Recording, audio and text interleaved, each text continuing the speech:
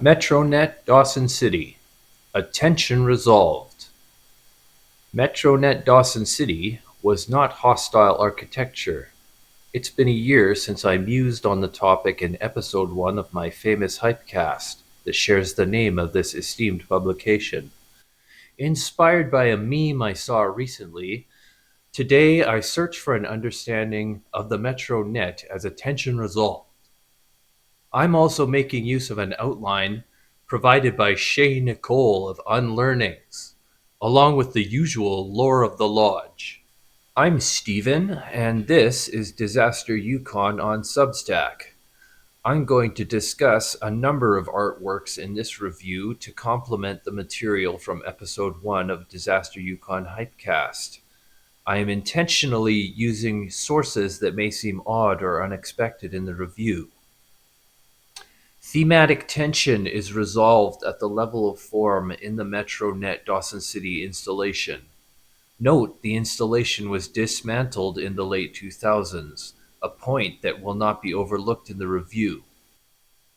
By comparing the installation to others from various locales, my assertion that MNDC achieves this resolution will be achieved in the interest of contributing to the ongoing discussion of Martin Kippenberger's art.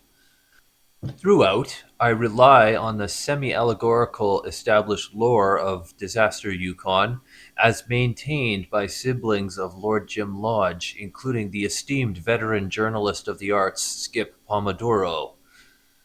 Tension. Every day, people are moving between Dawson City's homes and edifices. They avoid large puddles after spring and bundle up well in winter, if they can easily walk where they need to go. There is a tension in the design of Dawson City, with its many boardwalks and wooden staircases to its storefronts and offices, its winding dirt roads. This all presents a challenge to anyone with mobility issues. I happen to know I'm not the only Dawsonite concerned about access, and I look forward to seeing access improved in Dawson City over the years to come. In other words, I'm hopeful for a resolution at the level of form. Resolution.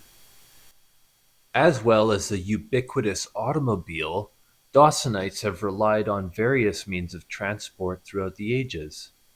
From 1995 until 2009, Dawsonites could choose Metronet. At the Metronet station, passengers were able to choose from a number of lines leading to various destinations. No more. With the loss of Dawson City's only subway system, so long after the loss of other rail lines, the West Dawson cable car, and soon the George Black Ferry, how will Dawsonites and visitors resolve their transport concerns? As mentioned previously, access is improving, but what about options? At this time, there is no taxi service in Dawson City.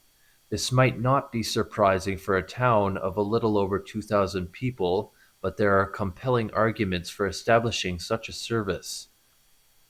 For now, visitors to the community who lodge at a hotel can count on a shuttle to complete their journey. Despite this and other options, access will continue to lag for Dawson City when compared to Whitehorse and other communities until options are put in place for Dawsonites with mobility concerns. When Metronet Dawson City occupied its space at Princess and Front Street for a dozen years or so, it provided an option for Dawsonite and tourist alike to be transported far and away on its many lines to other Metronet stations. Without other options, patrons of Metronet couldn't be blamed for seeking escape. It resolved the need on a temporary basis in this respect. Luckily, more permanent options are on the horizon for Dawson City, according to sources close to Lord Jim Foundation, an influential nonprofit with an office in Dawson City. Form. This strong project of self-creation, which is to make of one's own life a work of art. Very difficult thing is to sculpt oneself. It's much easier to sculpt in stone than to sculpt in that invisible, mysterious material of the self. So Invisible materials are just as important. Wood. It's a material that forms much of Dawson City. The famous boardwalks and architectural marvels like the fabulous Carnegie Library, famously tin-clad and outstanding as an example of such construction, the former Odd Fellows Hall, now Denicar-Jo, and the nearby bawdy houses Bombay Peggy's and Chez Ruby's. The striking edifice Metronet Dawson City, still impressive long after its timely dismantlement. It was all according to plan. When it was commissioned by the late Martin Kippenberger, it was with the foreknowledge that it would be temporary at its home on Front Street. This is in contrast to famous architects who left their mark on Dawson City. Luminaries like Neil Coffin, known for his grand mausoleum on South Georgia, his last wish being internment at a near opposite latitude. His epitaph still displays the immortal words of Nietzsche, "Oh, to possess one's antipodes." Neil really thought that his grand hotel, the Phoenicia on 2nd Avenue, would really stand the test of time and live on to the 21st century. Like so many ambitious ventures carried out by many a stampeder, it simply wasn't meant to last. Unlike Metronet, unperennial and non-returning. Public art across the North. A brief discussion of two examples. Dawson City had Metronet. Looking at other examples of public art in northern communities is helpful to understand what Metronet continues to mean as taste evolves and artists adapt. Whitehorse, the Yukon's largest community by far at a little over 35,000 people. The city is home to many installations, statues, murals, and other works of intentional public art. Consider the geodesic dome made from bicycle wheels in Riverdale.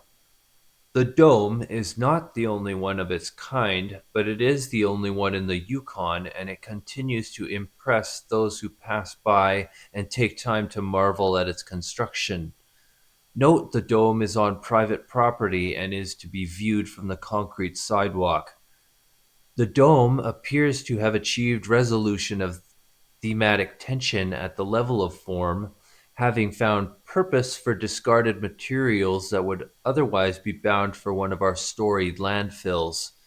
Instead, a different story is told, one of growth, sound structure, and form. The question of what is this for with regard to a discarded bicycle rim is answered by the construction of the dome that has stood the test of time and continues to inspire wonder in the imaginations of its many observers. Juneau, Alaska's charming capital and home to a well-known mural with an uncertain future. Weird Al visited Juneau on tour in 1995, and the above clip is from a short video he made while he was there. His interpretation of the mural might not be an academic one, and it may even come across as disrespectful, but it illustrates the kind of confusion public art can inspire in those who are not prepared to interpret such a work. Without the calm of the gallery space, a work such as a raven discovering mankind in a clamshell is bound to be misinterpreted by a busy passerby. With more time to ponder and more interpretive material like a brochure, a patron can better enjoy such a work. This may not happen as the mural may not be destined to remain at its current location, and it is unlikely to be moved. Metronet Dawson City, a transformative artwork moving the human subject through provocative themes resolved by the very form of the work itself. The meme, basically. Having considered other works of art on display in their northern communities, we near the final words of today's review. Being a welcome edifice in a town known for access issues, along with the fact that it is today dismantled, Metronet Dawson City serves as a testament to the potential of public art in the North. Power to connect distant communities, to provide an option that inspires and provokes action on the part of forward-thinking public transit enthused Dawsonites. As Project R continues apace and its intuitive empaths scry details of developments in access and options for Dawson City, research also continues on the legacy of MetroNet and other provocative public art installations and the implications of those works in this intrepid 21st century.